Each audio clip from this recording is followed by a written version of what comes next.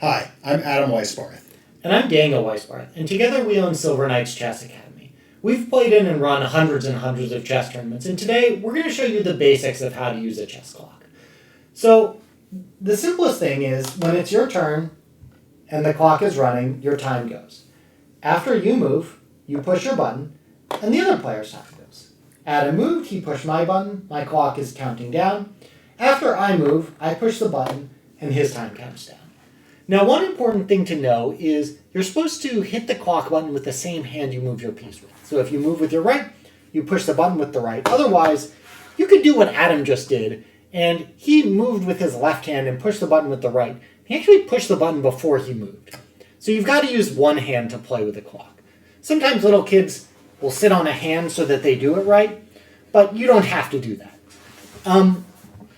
If you run out of time, you do lose the game, so you want to be careful not to run out of time.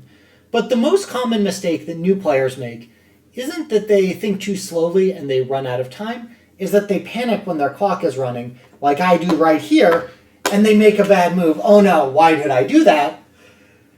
That's a much more common mistake. Adam checkmated me. Good game. I probably would have seen that checkmate if I had thought for a little longer. This isn't all the details of how to use a clock. This is just the basics, but we want to get you started. At first, it feels like there's a lot to it when you're learning to use a chess clock, but actually, once you've done it for a couple of games, it becomes like second nature, and you do it without even thinking about it. Thanks, and please let me know if you have any questions or comments in the comment box below.